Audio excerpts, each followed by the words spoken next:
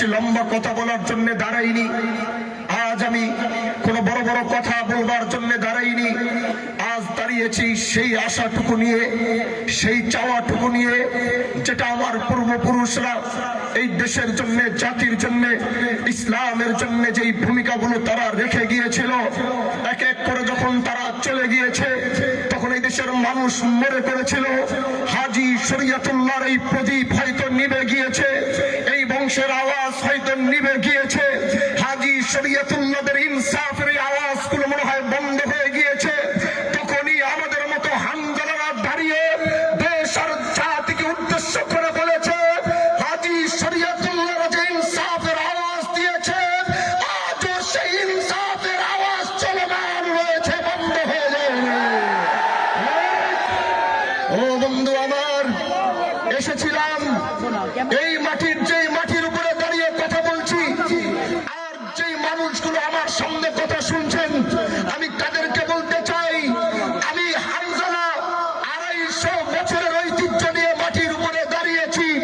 আমার থেকে বেশি মায়া এই দেশে কেউ আপনাদেরকে দেখাতে পারবে না। এই দেশের প্রতি হাজী শরীয়তুল্লাহর বংশধর যে ভালোবাসা, এই মাটির প্রতি বংশের যে রেখে যাওয়া আমানত, আজ সেগুলো ধারণ করার জন্য দাঁড়িয়েছি। আমি রাজনীতিতে আসিনি। আমি আবার বলছি, আমি রাজনীতি ছাড়া যে কাজ করছিলাম, সেই কাজে এই দেশের মানুষ আমাকে এমপি হওয়ার আগে এমপির পদমর্যাদায় শিবচরের মানুষ আমাকে দিয়েছে। কিন্তু তারপরও আমি হানজালা রাজনীতির ময়দানে কেন, এই কথা আমি বলেছি গত 2 দিন আগে। একজন মানুষ আমার হাত ধরে চোখের পানিগুলো ছেড়ে বলছে, এ ভাই হানজালা, আপনি রাজনীতিতে নামেন নাই। আমি বললাম, সে আমাকে বলছে আপনাকে রাজনীতিতে নামানো হয়েছে। আমি বললাম কিভাবে বুঝলেন? বলে এই দেশের কোন মজলুম, এদেশের কোন মজলুম হয়তো রাতের বেলা জায়নামাজ বিছিয়ে আহকামুল হাকিমের কাছে দোয়া করেছিল, আর সেই দোয়ার বদলতে হয়তো আল্লাহ আপনাকে রাজনীতির ময়দানে এনেছে।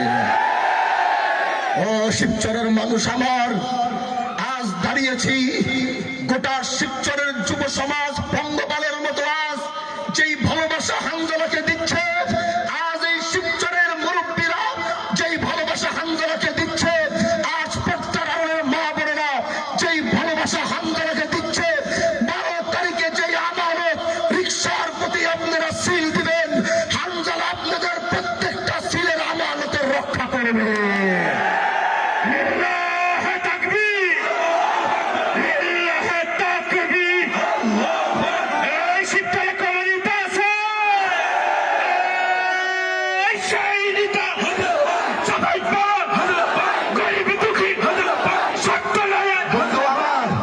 কথা অনেক স্লোগান দিলে হয়তো অনেক সময় নষ্ট হয়ে যাবে।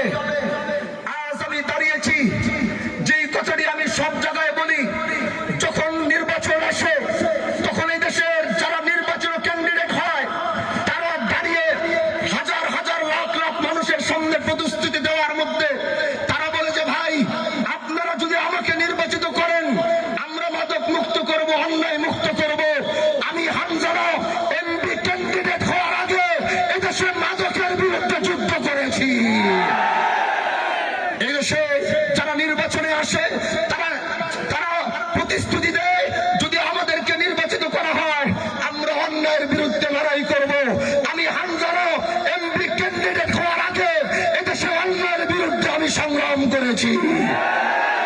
যারা প্রতিশ্রুতি দেয় আমরা যদি এমপি আমাদেরকে জয়যুক্ত করেন আমরা সেটা করব, আমি হানজালা এমপি ক্যান্ডিডেট হওয়ার আগে আমি সেই কাজগুলো করেছি। এবার কথা হলো, আমি আগামীতে কি করতে চাই? আমি হানজালা শিবচরের মাটিতে ইনসাফ প্রতিষ্ঠিত করতে চাই। আমি হানজালা শিবচরের মাটিতে ন্যায় প্রতিষ্ঠা করতে চাই। আমি যুবকদেরকে মাদকের হাত থেকে রক্ষা করতে চাই। আমি মা বোনদের নিরাপত্তা নিশ্চিত করতে চাই। এদেশে হানজালা যদি বিজয় অর্জন করে, আল্লাহর উপরে শপথ করে বলছি, তারপর থেকে এই দেশে একটা টাকা চাঁদা কেউ নিতে পারবে না। ও বন্ধু আমার, আপনারা জানেন শিবচরের বাজারে ব্যবসা করতে হলে চাঁদা দিতে হয়, পাঁচচরের স্টারে বাসে উঠতে হলে চাঁদা দিতে হয়, এদেশের অটো ভাইদেরকে চাঁদা দিতে হয়। আমি আপনাদেরকে বলছি, আমার এখন যে আল্লাহ পাক যতটুকু ক্ষমতা দিয়েছে কিন্তু রাষ্ট্রীয় ক্ষমতা নাই। অনেকে বলবে হুজুর রাষ্ট্রীয় ক্ষমতা নিয়ে এগুলোর বিরুদ্ধে করবেন। আমি তাদের উদ্দেশ্যে বলছি, আপনারা যদি 12 তারিখে ইনসাফের এই প্রতীক রিকশার উপরে যদি সিল দিয়ে এই আমানত আমাকে দিবেন, সন্ধ্যার পর যদি ঘোষণা হবে, হাত বাই সন্ধ্যার পরে যদি ঘোষণা হবে রিকশা প্রতীক বিজয় হয়েছে, এই নাম শোনার সাথে সাথে হয়তো এই দেশের মাদক ব্যবসায়ীরা ভালো হয়ে যাবে, না হলে এই এলাকা ছেড়ে তারা চলে যাবে। ও দোস্ত, 12 তারিখে সন্ধ্যার পর যদি হামজালার নাম যদি বিজয়ের ঘন্টা বাজে, তাহলে এই দেশে যারা দুর্নীতি করছে, অন্যায় করছে, হয়তো তারা ভালো হয়ে যাবে, না হয় তারা শিবচর ছেড়ে চলে যাবে। এদেশে 12 তারিখের পর যদি হামজালার নাম বিজয়ের পাতায় আসে, এদেশের বালু খেতররা হয়তো ভালো হয়ে যাবে, না হলে বালু উত্তোলন বন্ধ করে দিবে। ও ভাই আমার, হিন্দু ভাইদেরকে বলছি, ও হিন্দু ভাইরা আমার, আপনারা সবচেয়ে বেশি নির্যাতিত এই শিবচরে। আপনারা বলতে পারেন না, কারণ আপনারা জানেন যদি আপনারা মুখ ফুটে বলবেন তাহলে আপনাদের উপর অত্যাচার করা হবে, স্ট্রিম রুলার চালিয়ে দেওয়া হবে, ব্যবসা বন্ধ করে দিবে। হামজালার পূর্বপুরুষরা এদেশের হিন্দুদেরকে যেভাবে রক্ষা করেছে, তাদেরকে আশ্রয় দিয়েছে। আমি আমার হিন্দু ভাইদেরকে বলতে চাই, যদি আপনারা হামজালাকে জয়যুক্ত করবেন, হামজালা আপনাদের পরিপূর্ণ নিরাপত্তা দিতে নিশ্চিত থাকবে। ও বন্ধু আমার, আর লম্বা কথা আমি বলবো না। আমি সবচেয়ে কম সময় পেয়েছি নির্বাচন করার জন্য, মাত্র 1 মাস। কয় মাস? আমি মাত্র 1 মাস সময় পেয়েছি আমি জাতীয় নির্বাচনে। যেদিন আমি নমিনেশন জমা দিয়েছি ওই দিন থেকে আজকে 1 মাস 3-4 দিন হবে। আর এই দেশের শিবচরে আমার এই নির্বাচন হওয়ার আগে এই ছবি গত 1.5 বছরে শিবচরের কেউ দেখে নাই। আমি 1 মাস সময় পেয়েছি।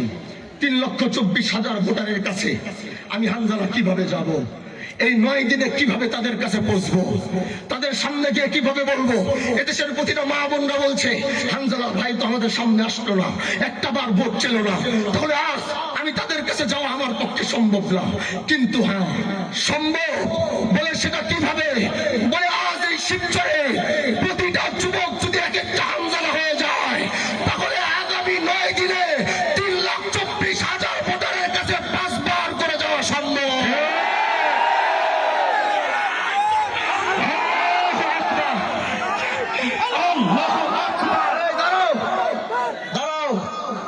যুবকরা যেখানে দাঁড়িয়ে আছো, আর কথা বলবো না, প্রধান অতিথি বসে আছে।